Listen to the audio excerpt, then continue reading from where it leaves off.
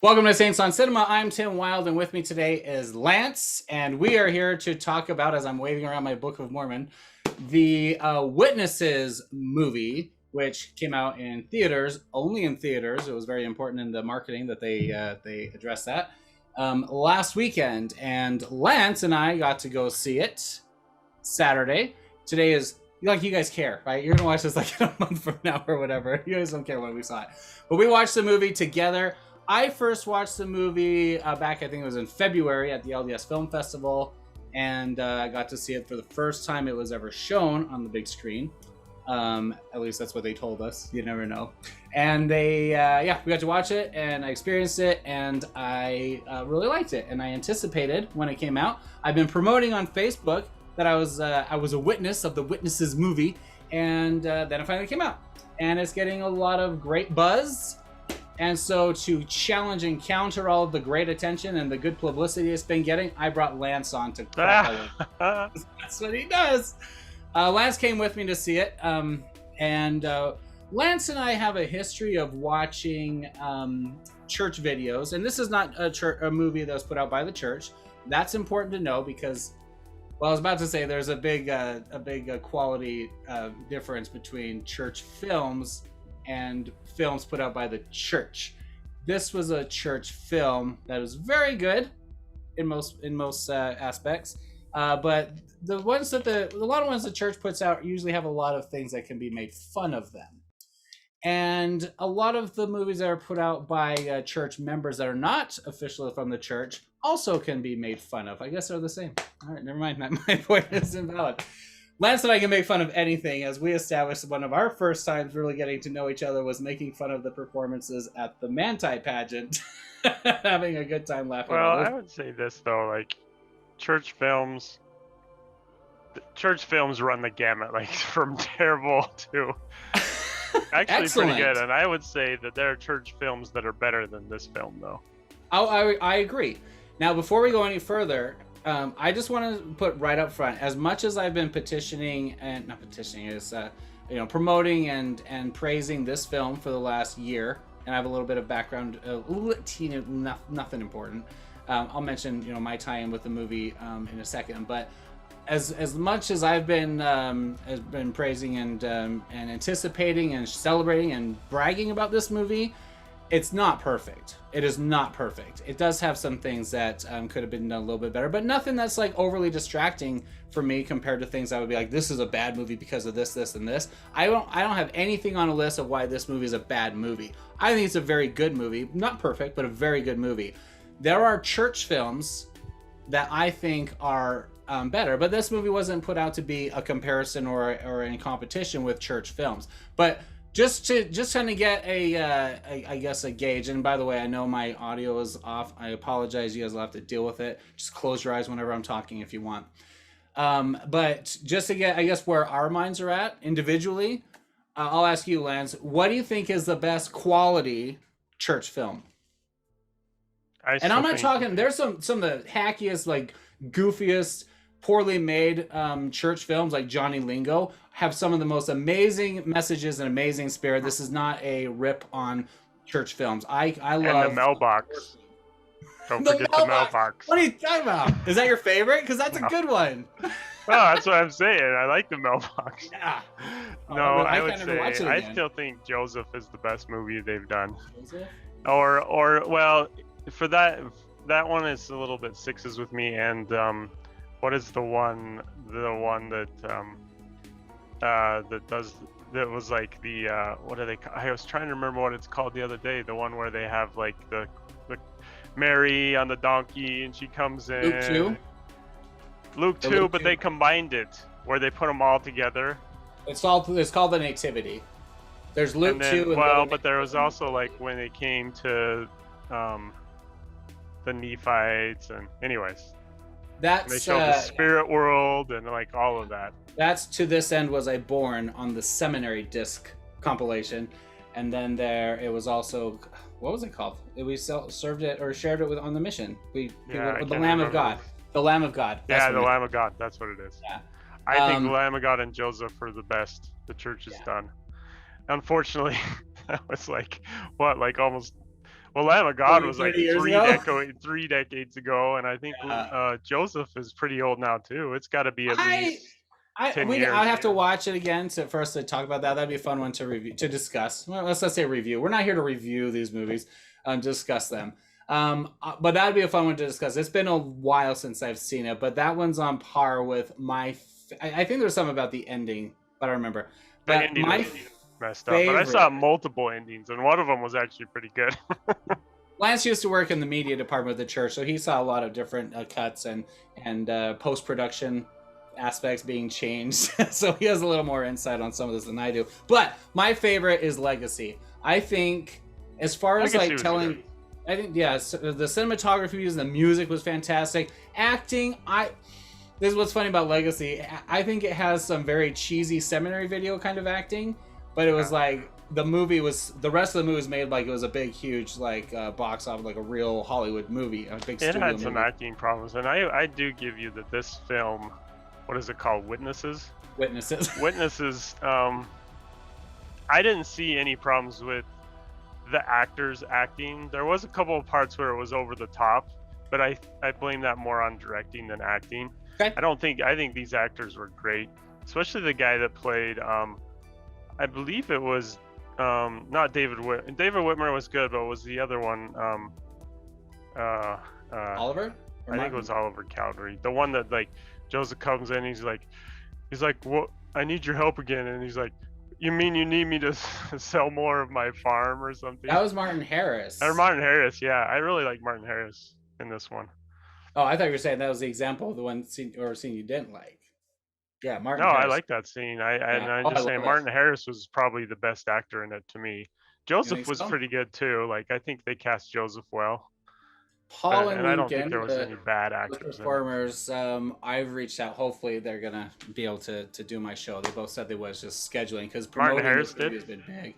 I'm interviewing Martin tomorrow, and by the time I edit this, we'll see if that actually happens. I can cut this part of the conversation out. Yes, I'm interviewing Martin Harris tomorrow. It's Lincoln. I'm very excited about that.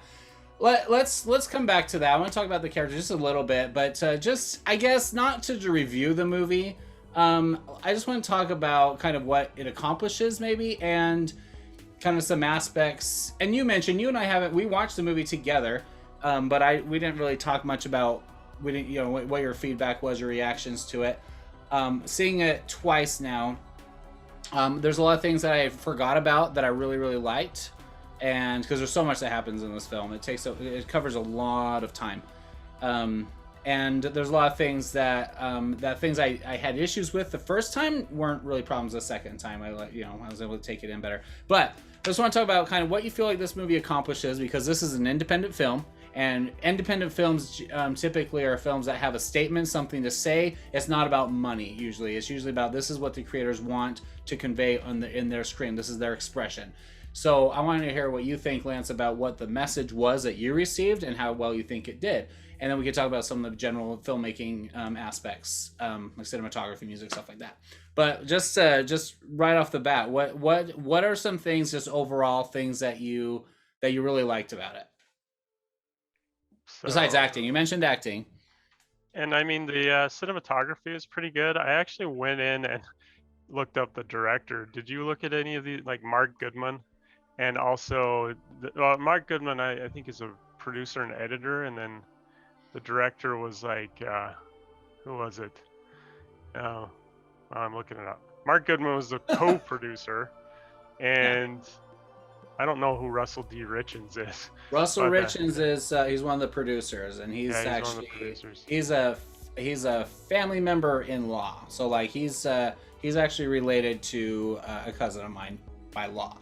And that's how I had the connection with the project at all, and I had interacted with him in the past, just talking about my interest in film and things like that. And then he told me this project was becoming. This was like 4 years ago, 3-4 years ago, and then followed up with him a year later, and then bam, the movie. You have no bias, huh, Tim? No bias, yeah. He's not my in-law, but yeah, Russell Richards is so he's the one, and I talked to him, and he was the one that let me come on the set, and I was actually able to be there on set the day they filmed the dinner scene with the Smiths when Martin Harris comes back to confess that he lost the manuscript. And let me just say right there, being there on set. This was before COVID, where I was allowed to be, you'd have a guest on the set. It could be hard to do that now.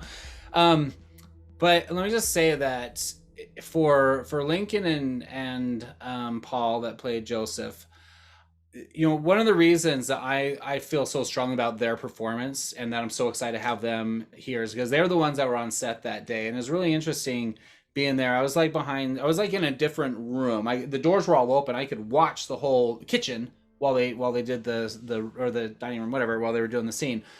What scene did you watch? The dinner scene where they were serving dinner and Martin Harris comes in and Joseph has his eyes open during the prayer. And you're like, close your eyes, Joseph. Yeah. That scene. But just watching them, because how when they make a movie, they set up the camera and they put it at one person and then they do the whole scene. Then they go to the next person, reset up, then do the whole scene over and over and over until they have enough takes with each character one by one. And watching Martin Harris come in and his confession over and over and over, and as actors, you're trying to hone in a similar performance, even though they go way into it emotionally when the camera's on them. Otherwise, they're just like, on the side, still giving the performance to cue lines back and forth. But between Joseph sitting there, so agitated, so weak and tired and exhausted, spiritually, mentally, and physically, and watching because he hadn't been eaten and everything, as Emma had mentioned, just scowling, which I understood was Paul's, the actor's idea from what I understood. I may be wrong about that. Scowling at Martin Harris while he was sitting there, just can't even make eye contact. And I watched that stuff carefully because I watched it all day long. Couldn't even make eye contact with Joseph because of all the shame and horror that he was feeling, that dread inside for what he had done. And when they finally have the interaction, then Joseph erupts emotionally because of how much all the stakes that were invested in that covenant that they made between each other and with the Lord. And it was all broken and all was lost. That feeling and that despair that you hear when you read about in church history and in the Doctrine and Covenants, how he described, what during that period, how it was like the darkest time of his life and everything when he lost the ability to translate and be involved with the work. I felt that in that room. It was tangible. It was in the air. It was thick. And watching that over and over and over all day long was very heavy on my spirit. I felt like, and I described it to people, I felt like I was in the spirit world watching that scene, through the veil, like just watching it in real life happen over and over. And it was really intense. That may be just over dramatic for me because I'm a very emotional guy. And I don't think that part was over dramatic. No, I'm just saying for me, yeah. But it was very powerful, and I think that's one of the key moments in this, because what my favorite thing about this movie is that it humanizes Joseph and the other characters, but mostly Joseph. And your sister, well, maybe we shouldn't say that, but your sister commented. I won't say which one. How about that? Saying that, like, does this movie make Joseph? Does this movie make Joseph out to be like a god? And that's how a lot of them are. My favorite one is in Legacy. I love Joseph in Legacy, but he's so two-dimensional. He's great. I love it. I love it being like a comic book page when you read his parts. Everyone else is dramatic and sad and mad. He's always like got a pristinely pressed suit and like permed hair that's like... Oh. He's like, I just came out of Liberty Jail. He's like all coiffed and everything. Beautiful. Anyway, I love that Joseph, I really do. But in this one, Paul he makes him so human. And that scene followed up with the scene where he's burying his child. That during that time, and Joseph had a lot of children, many of them died. That scene was weird for me. The one where he's burying the kid. And there wasn't the acting. It was just, and there was a couple of these scenes that were just like really weird for me. And my question was why did they not show this or that? And I don't know, and I know that they don't have infinite budget like a Hollywood movie might. They don't have infinite budgets, but they have a lot more to work with. But like, my understanding is Joseph got drug out of his house and that baby died because of like... That was a different story. They did allude to that scene separately. But there was just, that was like, when he had like, twins. He like had twins, and one of the babies died from the door being open exposure because Emma was able to protect one but not the other, whatever it was. I don't remember the details, but there were twins in that story. That happened later, though. That was in Kirtland. Okay. But this is where there was really never a scene, and this is what was strange. And I don't know, maybe it's because, like, I don't know church history well enough, but there was never a tar and feathering scene in the entire movie. No, and I expected that. And I was like, that's sort of odd, because I could have swore, like, there were a couple scenes where I was like, they're building up to it. Weren't they, like, tarred and feathered in that part? And I'm just curious, like, why they never went that way. There was and that's a good question. That'd be a good question for the writer, the screenwriter, the script play, or the screenwriter and the director too. But when the producers. But the thing is like that really is a story about Joseph that may not necessarily have to do with the translation and the witnesses, the experience of the witnesses. But that's why I was saying, like, I don't know the witness. Maybe the witnesses never got tarred and feathered, but I don't know. I'm not aware of them ever having. Yeah, like, I don't think they ever had. But the experience where he lost a child, that was like that was like their first child. That wasn't the one that died in the tar and feathering story, but like his vulnerability and his inability to, in Emma's eyes, to be prophetic as necessary. It's like, you're a prophet. That's so hard. That's so powerful. But like where she's like, you're a prophet. Did you not see God? And she's not asking like, I'm doubting you. She's saying like, I'm challenging you to exercise your faith, exercise your power, because you're a prophet just like Moses and others. Why can't you raise our child? And she was like so desperate and in despair. And he's just like trying to acknowledge and trying to express to her, because she can't know. She doesn't know what it's like to have the ability to translate and then lose that ability. So he's just trying to express, he's like, God doesn't speak to me anymore. And that realization and that punishment is like the hardest thing I think Joseph had to go through, in spite of all the tarrings and featherings and the poisoning and the broken tooth and broken bones and death threats and chains and shackles and liberty jail, everything that happened, even the martyrdom. That time he described very late in his life that these were the dark days for him. This is the time when he lost the ability to translate. He didn't have the feeling that he was involved, that the Lord had abandoned him, and that he had failed the Lord. I think that's moving. And I think when he breaks out right there, I'm like, there is a human being. That's not Joseph as he's digging the grave himself, you know. That is Joseph Smith, who is pushing through and persevering to demonstrate that he's not going to lose his faith, and then he's given the ability to translate again. I think I love that scene. And I wish that would have been amazing to be there that day. Oh, did you say you're going to interview the screenwriter? No, I'm just saying that. But you were talking about why they didn't go into some of the Well, and the reason I say that is, well, are we still talking about good things? Okay. Yeah, I want to talk about good things before. Well, there was like some, like I said, the cinematography was pretty decent. The music never stood out to me, so I wouldn't say it was good or bad.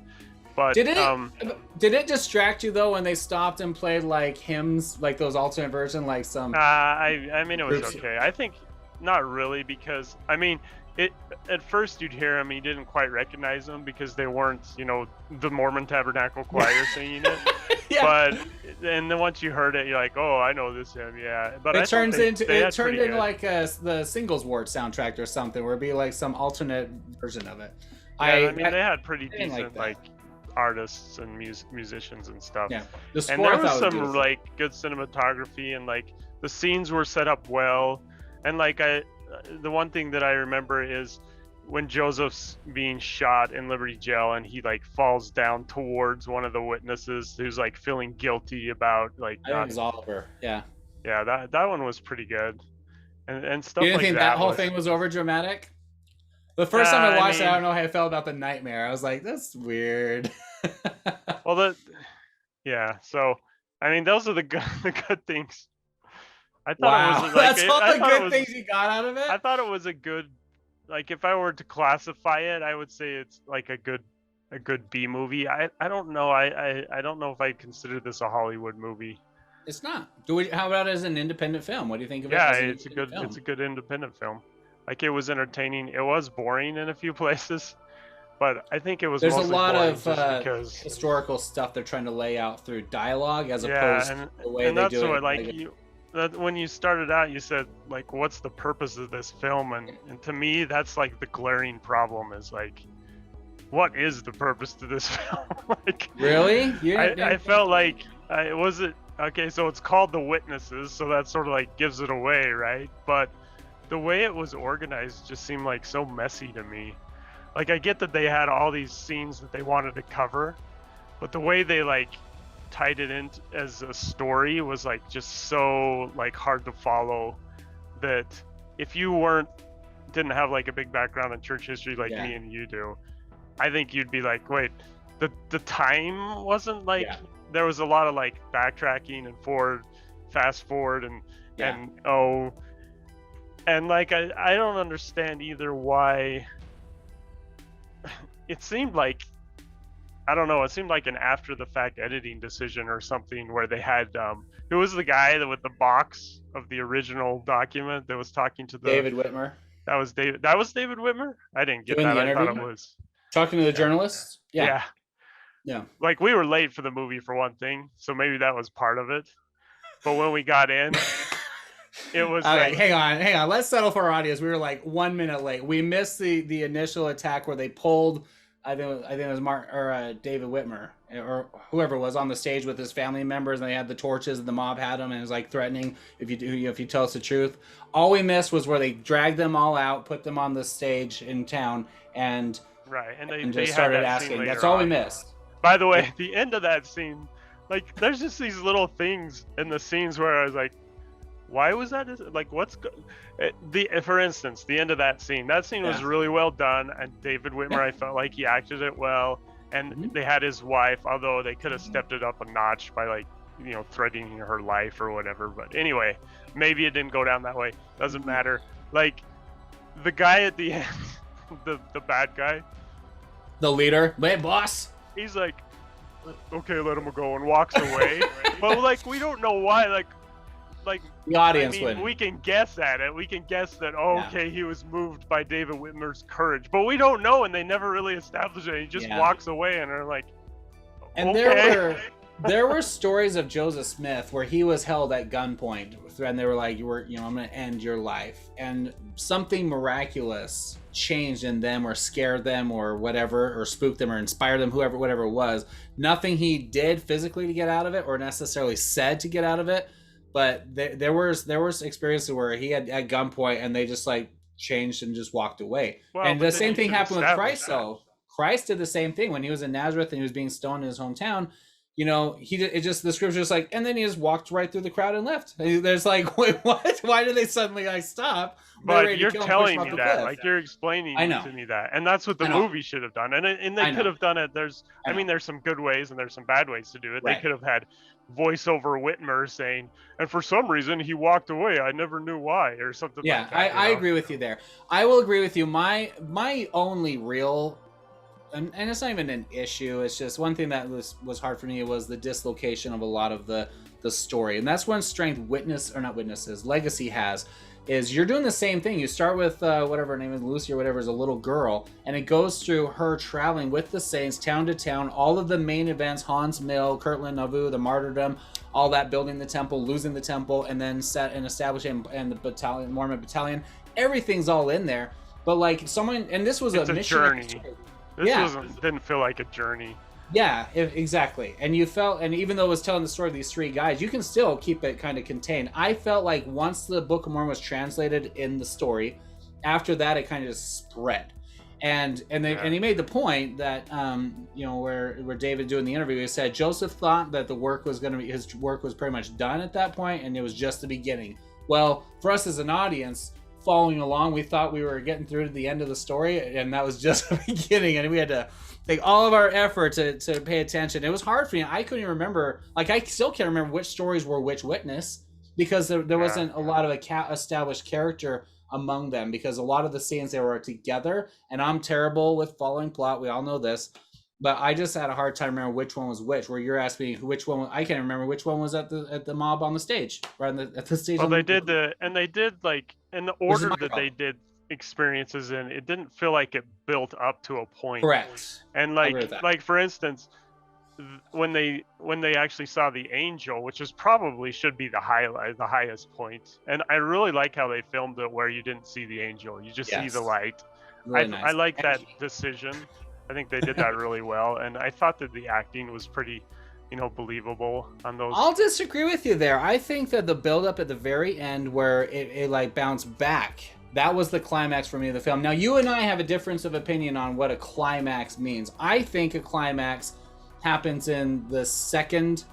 No, I think it happens right at the end of the movie. You think it happens in the middle, in Act 2, and then following action is what happens after that. But it doesn't matter, like, whether you call it Act 1 or 2 or 3. I know, like, but what I'm saying still is, happens, like, I'm saying when the first three place. witnesses, which is what the point, this was there being a witness to the Book of Mormon, but the being witnesses of the plate isn't the same thing as being a witness of the story, who Joseph was, what he went through, what he was like, what their experiences were like, what that did for them as people, their interactions and their failures to help him. That was all part of their job as witnesses. But that's the part where, like, the Mormon side, like, you have to be a member of the Church of Jesus Christ of Latter-day Saints to, like, really get what I don't know. Like, again, it goes back to, like, what was the purpose of this movie? And that's one of the things, is the purpose of this movie to, like, show members of the church a cool, like, entertaining, inspiring story, or is the purpose of this movie to, like, try to convince non-members of the church about witnesses? Is it like, so I think it depends on, like, what kind of, if you are a member of the church, I think you'll go in and you'll enjoy this movie. If you're let me say this, if you're a believing member of the church, you'll go in and enjoy this movie. If you're skeptical of the church, I don't think they did a good job of, like, attempting to convince the skeptic or change people's minds. Let me give you an example.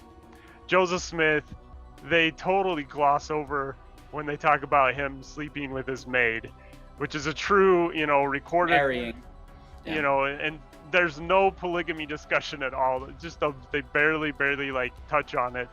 I do like that scene though. Like, Joseph did, testify that he's the prophet, and in a way that's, like, for believing members of the church, we're like, well, yeah, like, he was asked to do a lot of things, like Old Testament things that, like, that are definitely not acceptable today, and he did it because he believed it was true. But he says, I will stand in true principle even if I stand alone in it.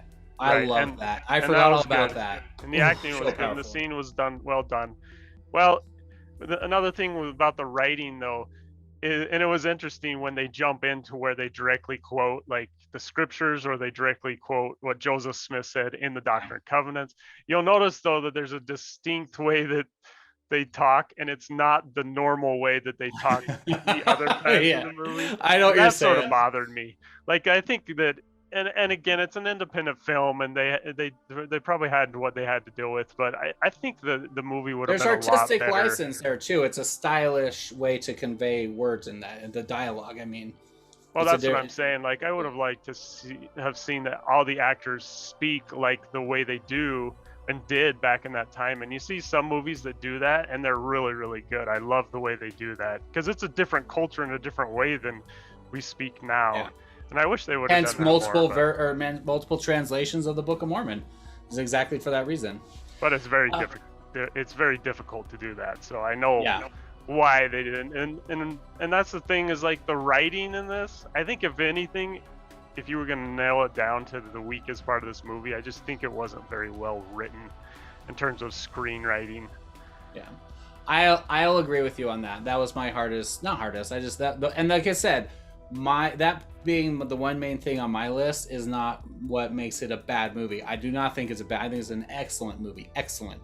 I just say that's the one weakness in it for me, is that it was hard for me to follow along after it got to a certain point, and I don't think that's entirely the audience's fault. I think the screenplay has a responsibility to kind of keep it tethered together. But it did all build up to their thread, introducing each of them one by one to the plates and to Joseph, their experience with him, the falling outs that they all had with him individually, their excommunications, which I love that scene, by the way, how they all, like, were reading in their own words between Joseph's narration and their narration, reading the letters to themselves, which didn't happen on the same day. It was just the way that was a cool artistic way to do it. Yeah, it felt a little rushed to me. I liked their excommunication, but it was a little bit rushed. It was like, well, we're gonna spend. Again, it's like the timing in the movie was weird, and it's like it's almost like they wanted to touch on these like more controversial issues, but they were always like running away from them at the same time. I'm not. Which again, it goes back to their goals. Yeah. Maybe they didn't want if they're right. If it wasn't like a missionary spirited attempt in the movie to like, we want to help clarify some of these concerns or questions that people have, it didn't do that. But I think more it was trying to express, this is who these men were. Here's why they were excommunicated. You can research and find peace with it yourself. Because I mean, that would take a lot of film time to sit there and try and like, and now let's talk about polygamy, by the way. And so it was like, no. And I heard that came up in the Q&A after at the film festival. They mentioned that, and they said we felt it was important to, because someone asked, why did you even include some of those things? We felt it was important to acknowledge them, but it wasn't like the film's responsibility wasn't. They didn't say this. This is me, what I think. Their interpretation was it wasn't for them, their job to explain and clarify everything, so that if you had issues with that, watch our movie and you won't anymore. That wasn't the goal. The goal was just to say, look, these were mortal men. They had human issues. They had issues with finances. They had issues with their family. They had a lot of sacrifices that they made. They had differences of opinion about different things, like the seer stone issue. I mean, all those things were like, here's some things that added up and built up to why they were excommunicated, and now let's just quickly, for the following action, let's just mention their return. But I would say to you, Lance, that the climax, the building moment, was at the very end when Martin Harris finally saw the angel. I think that's the peak in the middle, and then that's the peak at the is the final, the little, not epilogue, but the little flourish at the end. Yeah, and I would like and that's true. I guess it was towards the end where he saw and he witnessed, and it was about him, right? Because he was telling the story. By the way, like no, that was Martin Harris. David Whitmer's the one telling the story. Oh, okay. Yeah. So then again, like it's so all over the place. Like, who is this about? And I know it's supposed to be about all of them, but obviously one of them was narrating it, and the whole narration thing was a little weird too. Like, I'm of the camp, and I was taught this in film school, that voiceover and commentary and stuff like that should be an unnecessary part of the movie. It's okay to have it as long as it's unnecessary. And I felt like, you're saying not to depend on it?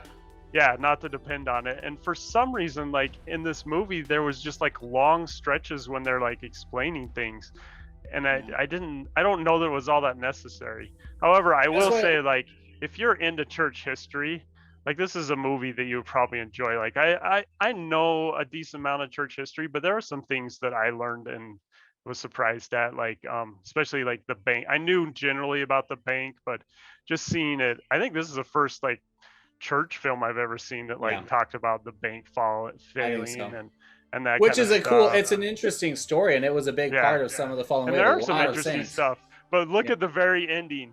Like, you say that's the climax, but they tried to make another little climax at the end, and it just sort of fell flat, unless, like, I guess you're a church history buff. No, like when he's carving the box and he finally finishes it, and he's talking to the reporter, and he opens it up, and he's like, the original manuscript of the Book of Mormon, and he pretty much just throws it back on the table. Yeah, he doesn't even look through the second page. He's like, no, but what's so special about the original manuscript of the Book of Mormon? Like, it's not the plates, it's just like. Like, if you're not, I agree with you. It's a history buff, because those are now, those copies, including the typed version of it, is in those Joseph Smith papers now, and that was a big deal. Where they had in the archive, they brought it out so you couldn't actually see them. But for me, I'm like, I would never read through that, because what does that really do for my testimony? What does that really change? Yeah. So again, like, is this? I understand. Is the audience like church history buffs? It's like, look, it really happened. Well, of course there was a written transcript somewhere. That doesn't. And it's like the very ending, like, and I'm like, okay.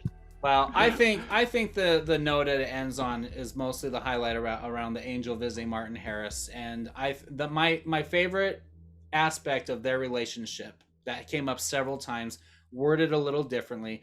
When I see Paul again, I'm gonna have him sign it on my movie stub or whatever. And it was the line where he said to Joseph early on during the repentance process, when Joseph had already been reinstated by the Lord, and then he finally told him that the work will go on and you will still be able to help in other ways.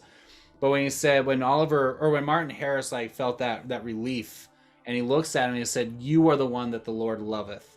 And then at the very end, when they embrace, which is the one editing issue I have, main issue, when he's having the vision, and then it cuts, so you have the over-the-shoulder view looking at Joseph's face and Oliver's face. I mean, Martin Harris's face.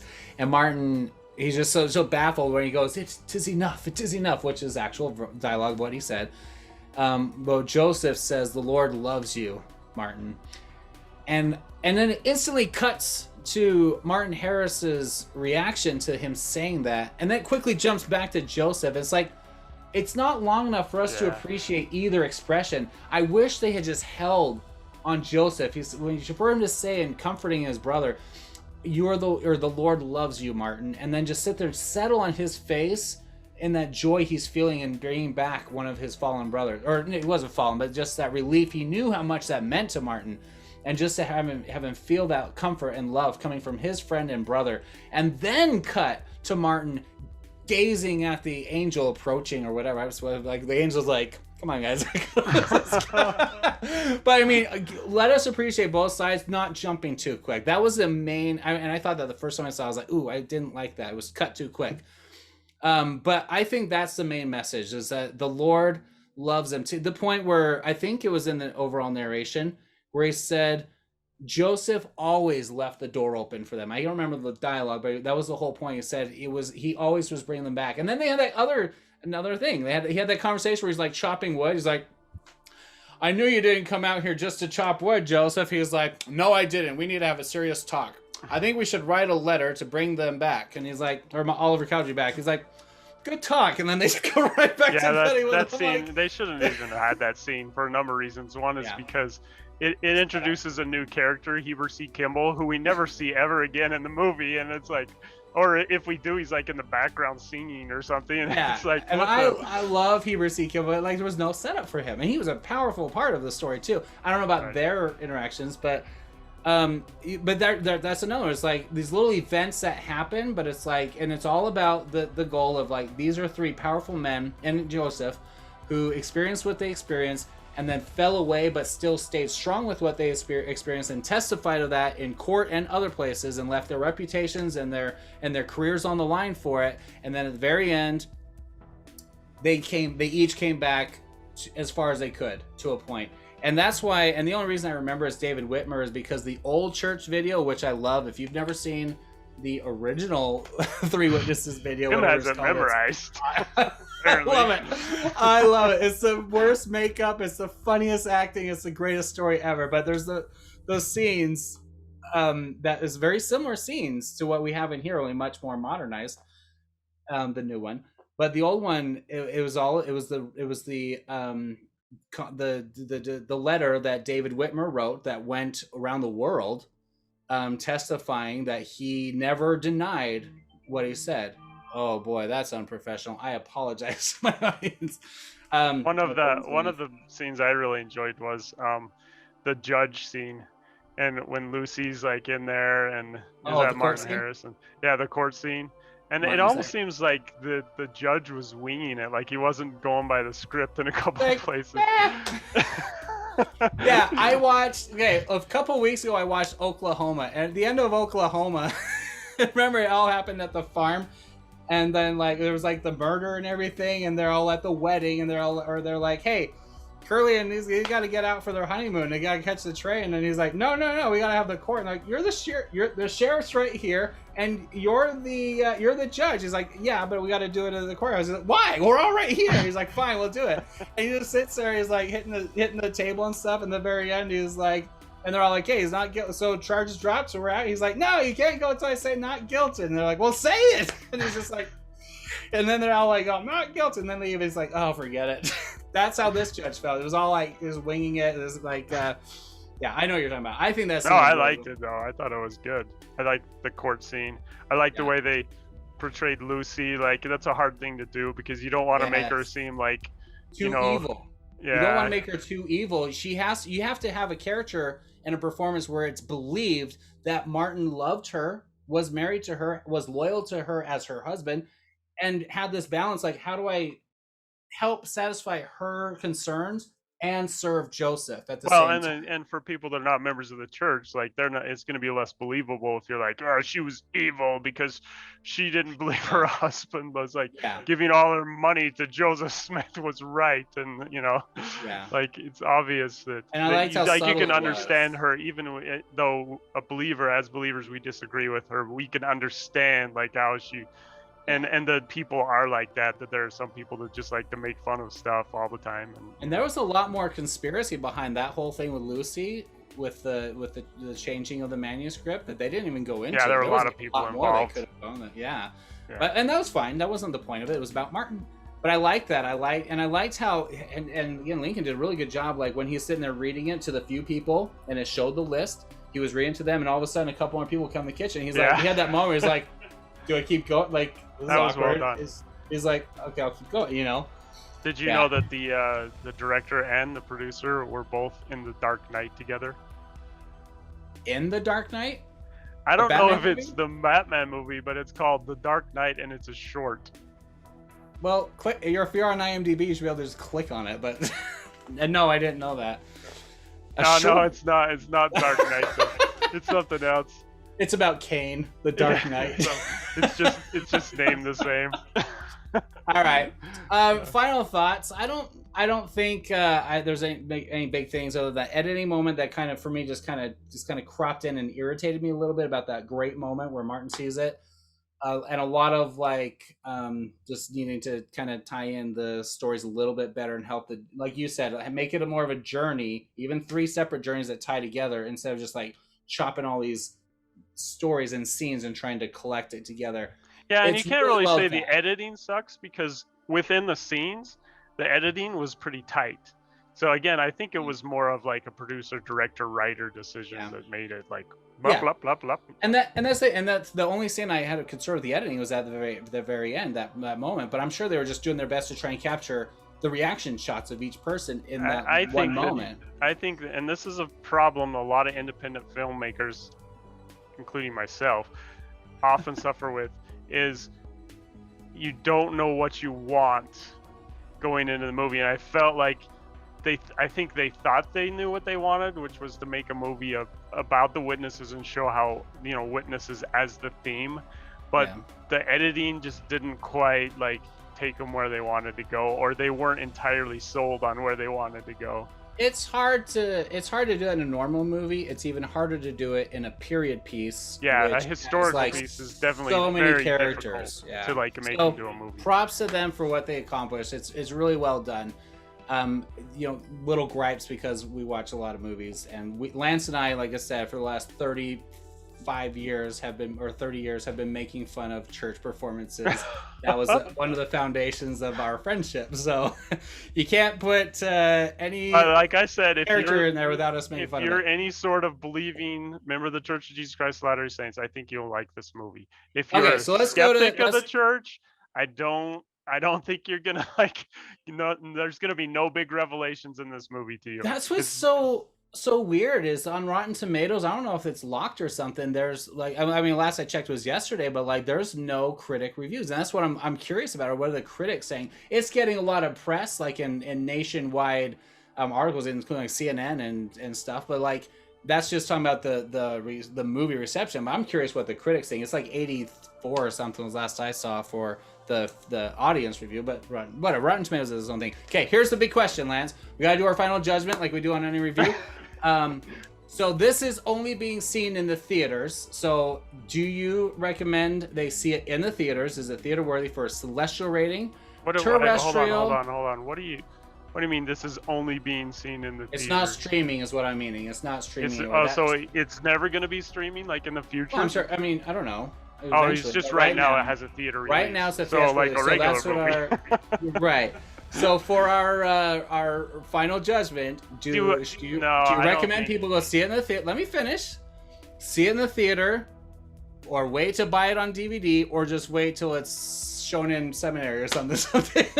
I mean, I don't think you need to wait until it's shown in seminary, because that's probably never going to happen. But I think you should. I mean, it depends. Like, if you are a believing member of the church and you want to go to the movie theater and you want to watch a movie that's not, Fast and Furious 9, then like no one's going to walk into the movie that's not a member of the church and be like, well, let's see, we got Fast and Furious 9, we got like Godzilla versus Kong, we got, oh, there's this Witnesses, which one do you want? Not like, sorry, Tim, but no popcorn goers are going to be like, unless they've been inspired by God, are going to go to the Witnesses over like a blockbuster Hollywood movie. I think you're wrong. I don't think people are going into the lobby of the theater making the decision to go see Witnesses, but I do think people are going to see ads and be curious about what the story is about, especially people. Yeah, but I don't think they're going to be or historical $15 curious.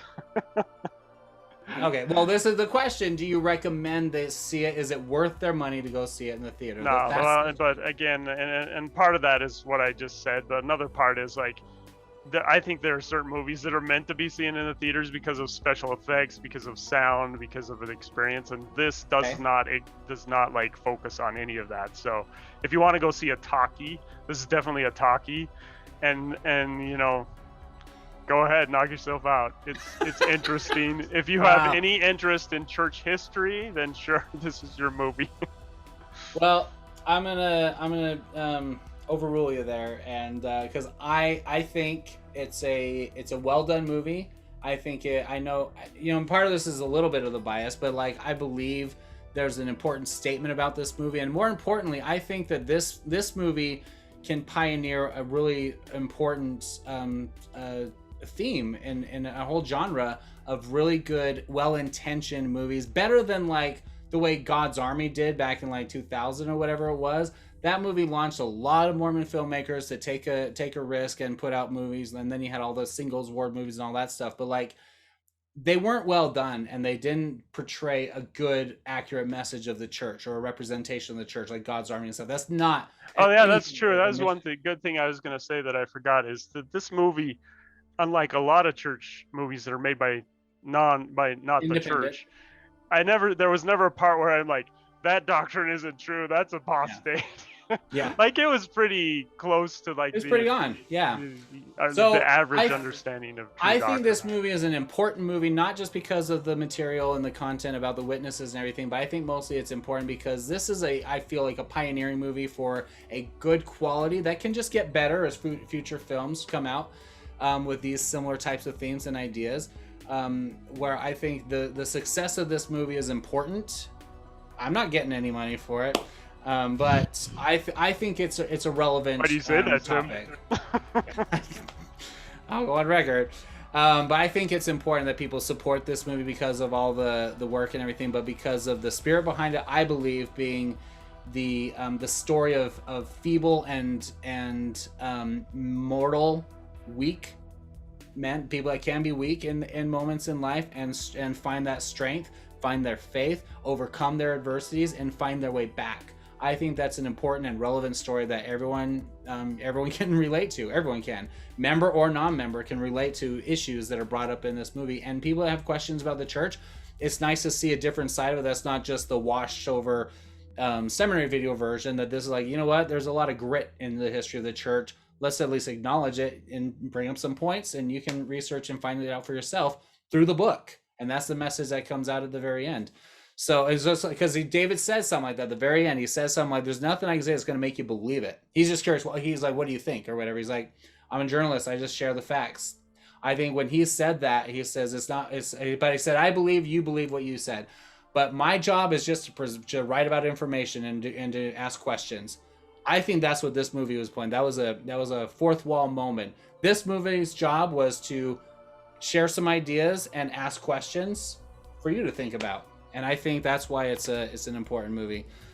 Other movies could be made about the history of the church and the Book of Mormon and about Joseph Smith. I would love to watch all four of these actors. They made The Prophet or something that I've never seen. Anyway, I would love to see more. Review it. Yeah, yeah. But I would love to see more with this cast, even in different aspects of church history. It'll be a lot of fun to watch. I think it's really great. But I give it a celestial rating. If you have the opportunity to go see it, go see it. If you're in a city where, if you're watching this in another city where you don't have it in your theaters locally, just go in and get a ticket. You know, find enough people and petition, or, you know, to have it playing there. They have options for that on the Witnesses website. But it was really good. I think everyone should go see it. Do you have any final thoughts, Lance? Nope. Okay, that's a celestial rating from me. It's my show. So, but Lance, thanks for joining. I like our interactions. There's a lot more that we could be mean about, just because we're punks at heart. We're little teenage kids watching the Manti pageant when it really comes down to who we really are. But we respect and. Well, and I gotta ask you, Tim. Did I trash on the movie as much as you thought I was gonna trash on the movie? I didn't think you were going to trash on it. I thought you were going to be honest, and it's about what I got. Because I knew there wasn't as much. Now we can watch the old Witnesses movie and have a great time. I will probably give it a great rating. It's 20 minutes so bad that it's good.